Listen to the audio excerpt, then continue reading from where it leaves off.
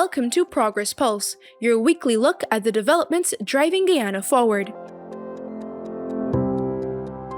In the next few minutes, we'll take you through the biggest highlights from across the country, advancements in economic growth, strengthened governance, policy shifts, infrastructure upgrades, and more.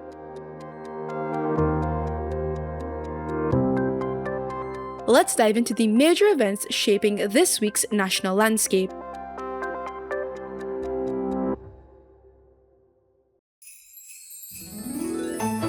One Guyana Christmas Village and Supermarket 2025 was officially launched last Friday evening. President Dr. Irfaan delivered the keynote address, emphasizing unity and national pride. I want to thank all of you for coming out in your numbers. This event in this Christmas village has become an important space and activity to how we celebrate Christmas in Guyana.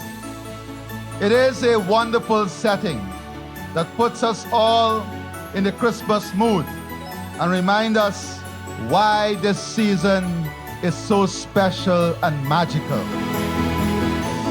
This year's event features creatives, small manufacturers, and farmers, showcasing Guyanese talent while encouraging community participation during the holiday season.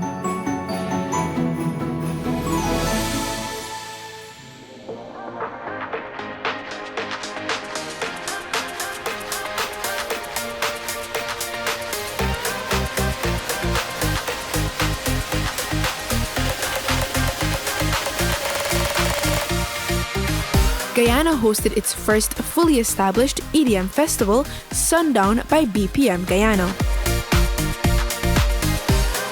Featuring internationally acclaimed EDM artists Danik and Walshy Fire of Major Lazer, the event marks a major cultural milestone and expands the country's entertainment landscape.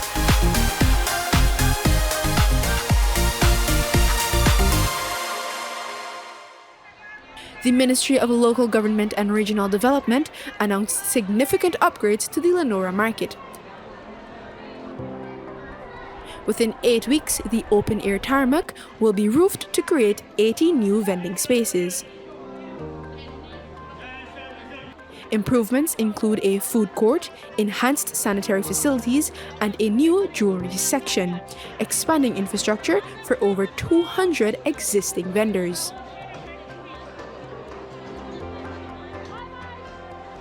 Guyana Power and Light Incorporated commissioned its first 35 megavolt ampere unit at the new Georgetown substation. This transportable unit will provide backup power during maintenance, upgrades, and emergencies, improving grid flexibility and reducing service interruptions. Additional units will be acquired for Essequibo and Berbice. Prime Minister retired Brigadier Mark Phillips commissioned the 3-megawatt solar farm in Prospect Region 6. The installation forms part of the government's energy mix commitment to lowering costs and improving reliability. The long-term plan includes adding 100 megawatts of renewable capacity by 2031, enabling homes and businesses to benefit from sustainable development. The 2025 Inter-Guyana Games came to an end, where Suriname captured the overall championship title with 83 points, followed closely by host nation Guyana, who had 75 points, and French Guyana with 73. Although Guyana narrowly missed first place, the home team dominated athletics, earning the highest tally in track and field.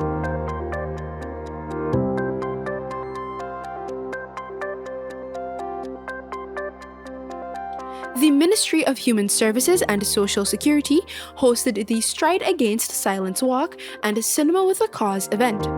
Led by Minister Vindhya Prasad, participants marched from the Kitty Roundabout to the Kingston Seawall Bandstand, where evening activities included gender-based violence discussions, short films, and survivor testimonies. Now shifting to this week's developments. On Monday, President Dr. Irfaan and Grenadian Prime Minister Dickon Mitchell officially opened the Grenada Consulate in Georgetown. Guyana and Grenada have long enjoyed warm, respectful, and constructive relations. As sister states within the Caribbean region, our countries have been bound not only by geography and shared history, but by a common vision of regional integration, economic upliftment, and collective security. Both Guyana and Grenada have been long friends and strong champions of CARICOM, a community that remains our most important platform for advancing the development, interests, and aspirations of the Caribbean people.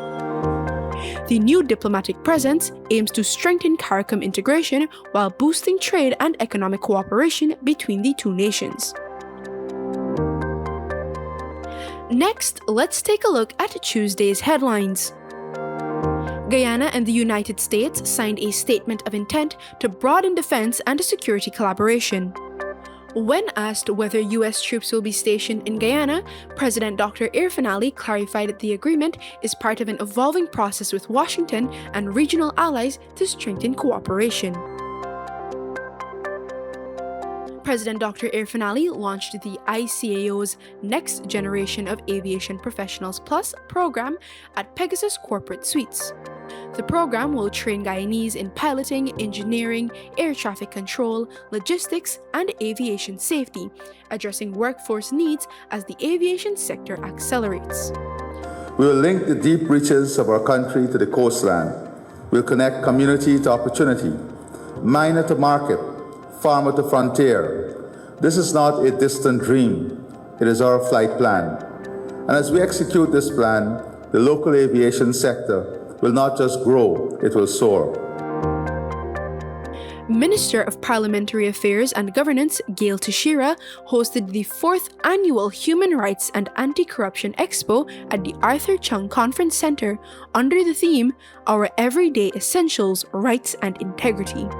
The event featured panel discussions with government officials, UNDP representatives, and CFATF leaders. Guyana signed a petroleum agreement with Ghanaian company Cybele Energy Limited for offshore block S7, securing a US $17 million signing bonus.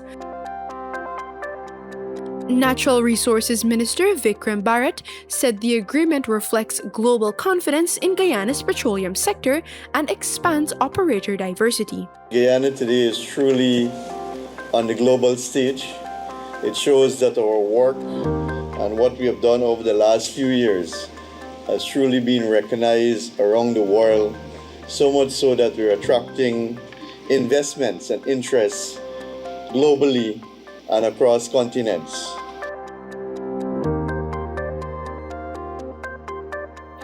President Dr. Irfaan Ali announced that drivers who obtained licenses through irregular or fraudulent means will have 6 weeks to come forward and undergo proper processing, or face prosecution, suspension, and public disclosure. So we can tell, and we have been able to tell because of the system, all those who wrote the theoretical exam and passed, and that is the only way you can move forward with the practical exam. And we can tell you all those who got a practical certificate, and then all those who actually got a license, a GRE. So we've been able to triangulate the entire process, and we understand the discrepancies within the whole process. Because if you have 150 people passing the theory, but 400 people getting the practical certificate, something is wrong.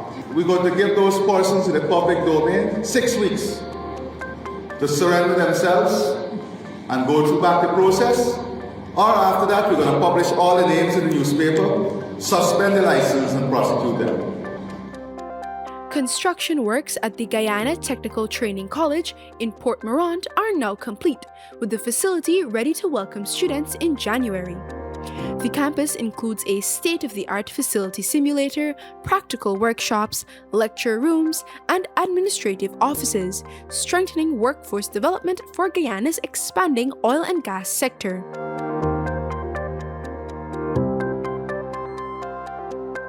The Ministry of Human Services and Social Security, the Inter-American Development Bank, and the Government of Canada awarded business grants to 83 women. Each woman received $300,000 to start or expand a small business.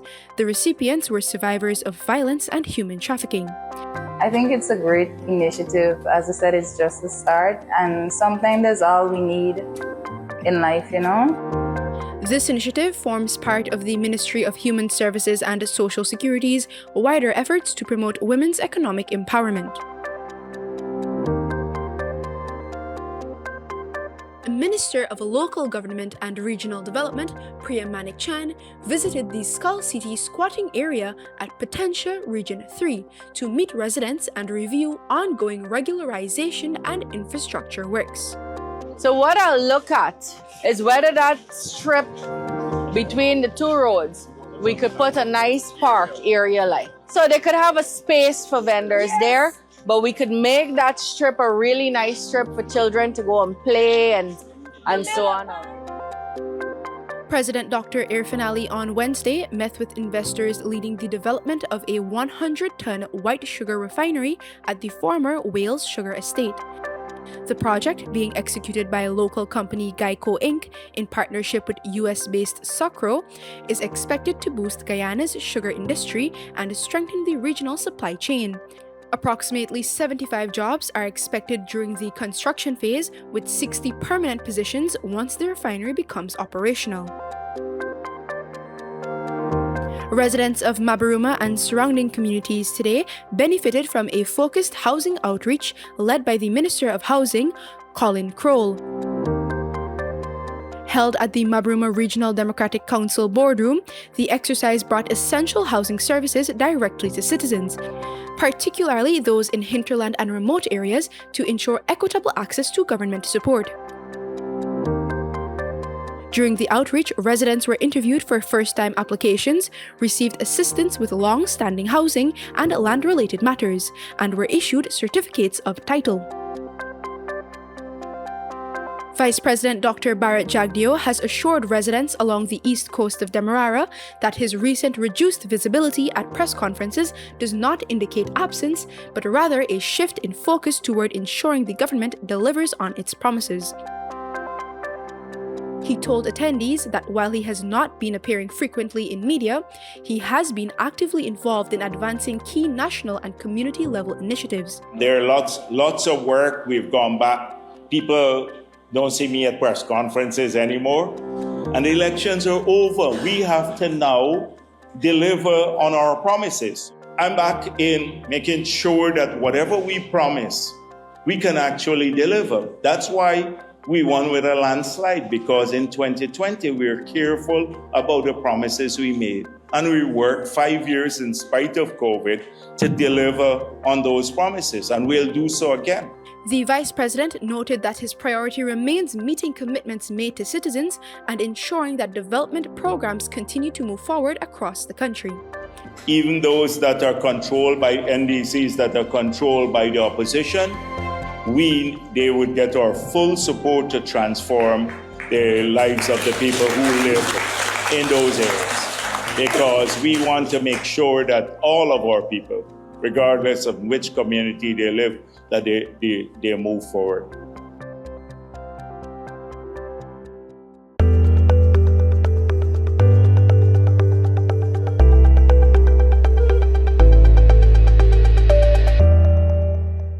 This has been Progress Pulse, bringing you the major developments across Guyana over the past week, keeping you informed, connected, and up to date.